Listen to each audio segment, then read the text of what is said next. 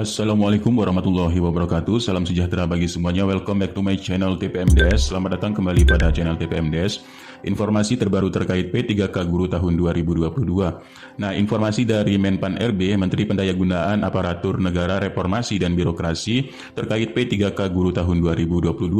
Nah, ini transformasi rekrutmen P3K Guru tahun 2022. Lalu Menpan RB juga menjelaskan tentang dasar hukum ya untuk peraturan Menpan RB tahun 2022 yaitu pada nomor 20 tahun 2022.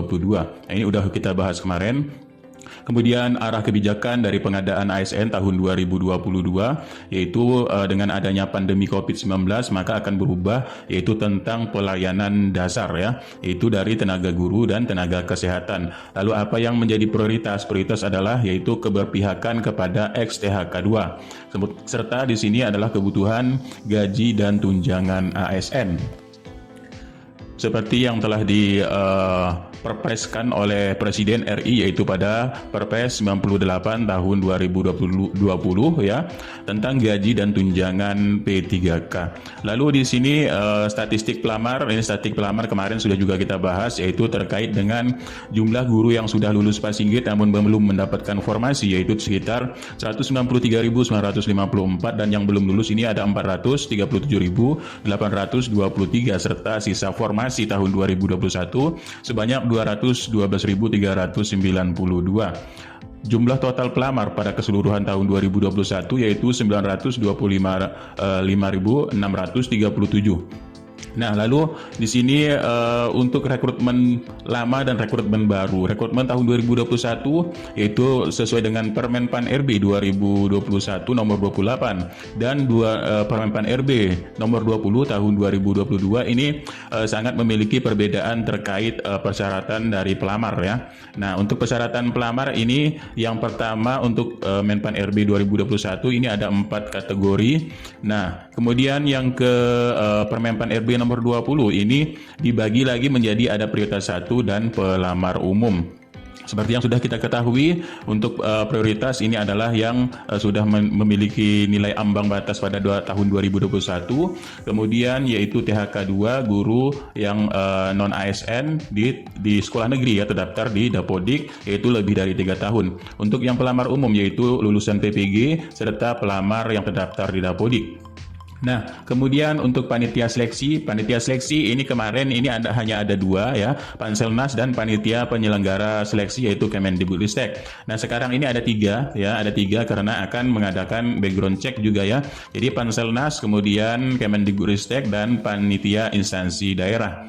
Nah, selanjutnya di sini untuk seleksi kompetensi kalau kemarin menggunakan CAT UNBK tapi sekarang ini untuk tahun 2022 ini memiliki beberapa tes ya. Yang pertama ini menggunakan hasil NAB yaitu yang 2021 ini yang lulus PG. Kemudian prioritas 2 dan 3 ini dilakukan yaitu kualifikasi akademik, kompetensi, kinerja serta background check. Dan umum ini sama masih yaitu menggunakan CAT UNBK. Nah, dalam pemenuhan kebutuhan untuk P3K Guru tahun 2022 ini mengalami perubahan yaitu menjadi 4 kategori ya. Yang pertama yang didahulukan adalah untuk prioritas 1 yaitu yang lulus Pasinggit. Di antaranya yaitu THK 2, guru non ASN sekolah negeri, lulusan PPG dan guru swasta. Kemudian jika formasi belum terpenuhi baru bisa dipenuhi oleh prioritas 2. Kemudian jika formasi belum terpenuhi akan diisi pelamar prioritas 3 dan jika belum terpenuhi lagi maka akan dipenuhi oleh pelamar umum yaitu seleksi CAT UNBK. Nah, yang selanjutnya di sini untuk penambahan nilai sendiri dari Permenpan RB nomor 20 perbedaan dari 2021 ke 2022 ya. Tentang penambahan nilai yaitu untuk tambahan nilai seleksi kompetensi teknis ini 100% untuk pelamar yang memiliki Serdik. Kemudian yang kedua yaitu tambahan nilai seleksi kompetensi teknis untuk pelamar penyandang disabilitas. Jadi berbeda dengan kemarin, kalau kemarin ada 4 sekarang ada 2 untuk yang pelamar umum ya. Nah, kemudian mekanisme rekrutmen P3K guru yang baru yaitu untuk mendahulukan dari yang sudah lulus passing grade. Ini untuk formasinya atas rekomendasi dari Kemendikbudristek ya. Jadi di sini rekrutmennya yaitu mengalokasikan formasi untuk guru-guru yang sudah lulus passing grade. Kemudian untuk yang tahap 2 dengan tahap 3 ataupun prioritas 2 dan prioritas 3 ini melakukan observasi melalui background check ya. Dan untuk yang pelamar umum menggunakan CAT UNBK. Nah, kemudian mekanisme seleksi guru honorer menjadi pegawai pemerintah dengan perjanjian kerja ini untuk yang untuk yang prioritas 2 dan prioritas 3 ya. Nah, prioritas 2 dan prioritas 3. Jadi mekanisme untuk rekrutmen barunya yaitu yang pertama ini adalah guru honorer negeri atau THK 2 yang sudah terdaftar di Dapodik yaitu lebih dari 3 tahun ya. Nah, lebih dari 3 tahun ini mau berapa tahun sekalian ya, tapi ini minimal lebih dari 3 tahun. Kemudian seleksinya ini menggunakan seleksi dengan verifikasi ya, seleksi verifikasi yaitu dengan kualifikasi, kemudian kinerja, kemudian kompetensi serta background check. Ini dilakukan oleh Pemda ya, yaitu oleh pemerintah daerahnya melalui Kadikdis Dinas Pendidikan. Ini yang dilihat adalah untuk akuntabilitas data, untuk mengecek keabsahan data-data dari peserta ya. Nah, kemudian baru diverifikasi oleh Kemendikbudristek, dicocokkan datanya untuk pelamar tersebut. Maka jika sudah sesuai semuanya ini akan dinyatakan lulus ya. Nah, inilah untuk yang prioritas 2 serta prioritas 3 guru honorer yang terdaftar di Dapodik yaitu lebih dari 3 tahun, kemudian THK 2. Nah, kemudian di sini untuk progres pengajuan kebutuhan P3K tahun 2022 ini cut off-nya adalah dari November 2021. Nah, dari progres tersebut ini masih untuk usulan Pemda ya, masih kita lihat ini masih jomplang sekali, yaitu sedikit sekali sekitar 16,7% ya, baru yang instansi yang mengajukan formasi dari kebutuhan tahun 2022.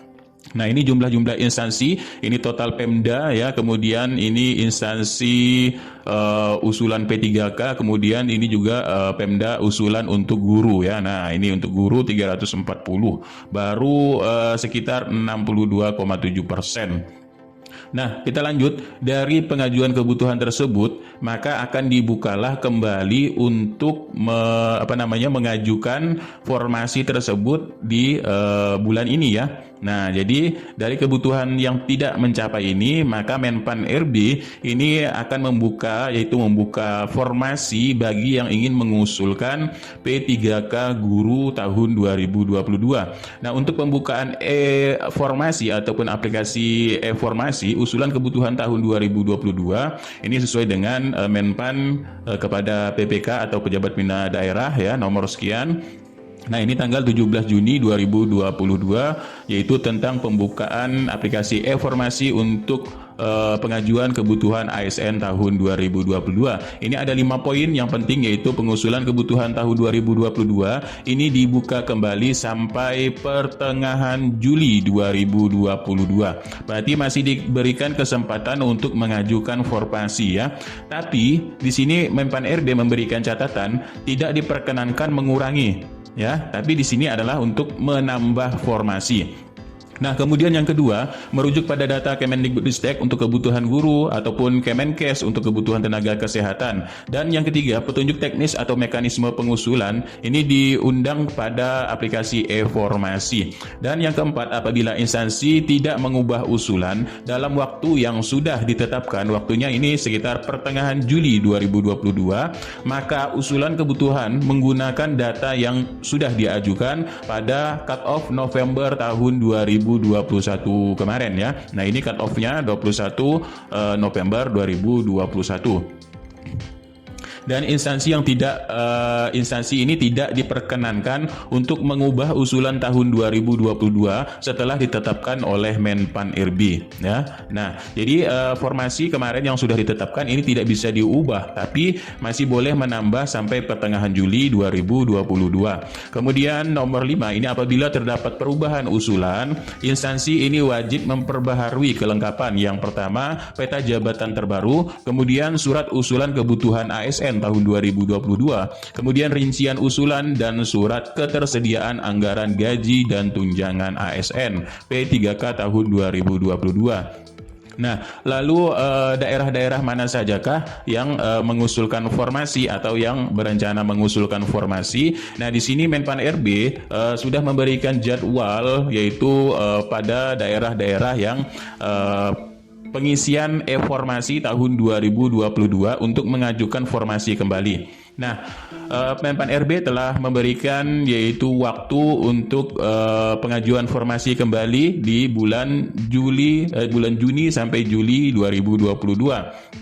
Nah, yang pertama ini periode pengisian 1 untuk e-formasi yaitu 19 Juni sampai 28 Juni 2022. Jadi waktu tenggangnya ya yaitu sampai 28 Juni 2022. Ini untuk daerah yaitu provinsi, kabupaten, kota atau wilayah. Yang pertama ini Jawa Tengah. Yang kedua ini daerah istimewa Yogyakarta, kemudian Kalimantan Barat, kemudian Kalimantan Tengah, dan Kalimantan Selatan, serta Kalimantan Timur dan Kalimantan Utara. Nah, jadi untuk periode 1 ini mulai sampai 28 Juni 2022 sudah harus dalam pengisian pengajuan formasi kembali ke Menpan RB ya. Nah, kemudian untuk periode 2 ini dari mulai 24 Juni 2022 sampai 3 Juli ya. Jadi masa tenggangnya ini sampai 3 Juli dari 24 Juni. Nah, lalu wilayah manakah untuk daerah tersebut? Yang pertama ini daerah Aceh, kemudian Sumatera Utara, Sumatera Barat, kemudian Jambi dan Riau serta Kepulauan Riau. Nah, ini untuk daerah pengisian periode 2 dimulai dengan 24 Juni sampai 3 Juli tahun 2022. Lalu untuk periode 3 ya, periode 3 ini pengisian e-formasi atau pengajuan formasi tahun 2022 yaitu mulai tanggal 29 Juni sampai 8 Juli 2022. Nah, ini untuk daerah-daerah yaitu yang pertama daerah Bengkulu, kemudian Sumatera Selatan, kemudian Kepulauan Bangka Belitung, kemudian Lampung, kemudian DKI Jakarta, kemudian Jawa Barat, kemudian Banten ya. Nah, masa pengisian e-formasi untuk daerah-daerah ini yaitu mulai 29 Juni sampai dengan 8 Juli tahun 2022. Dan untuk periode 4 ya, periode 4 ini dimulai dengan tanggal 4 Juli sampai 13 Juli 2022 untuk cut off untuk pengisian data e-formasi atau pengajuan formasi kembali. Nah, ini untuk periode 4 ini di wilayah yaitu Gorontalo, kemudian Sulawesi Tengah, kemudian Sulawesi Tenggara dan Sulawesi Barat serta Sulawesi Selatan, kemudian Maluku, Maluku Utara, Papua dan Papua Barat. Nah ya, ini dimulai dengan 4 Juli sampai 13 Juli 2022. Nah, itulah untuk jadwal pengisian e-formasi kembali pengajuan usulan kebutuhan tahun 2022. Menpan RB sudah mewanti-wanti kalau kebutuhan kemarin ini sudah ditetapkan oleh Menpan RB ya, ini tidak diperkenankan untuk mengurangi kembali, tapi diperbolehkan untuk menambah formasi yaitu formasi P3K tahun 2022. Nah, selain itu ini untuk masa formasi dengan kontrak kerja ya. Nah, dari Menpan RB sendiri sesuai dengan Permenpan RB 70 tahun 2022 tentang hubungan masa kerja P3K ini paling singkat 1 tahun dan paling lama 5 tahun. Kemudian jangka waktu kontrak kerja P3K guru ini tidak melebihi batas masa formasi jabatan fungsional guru sebagaimana dimaksud angka 1 ini.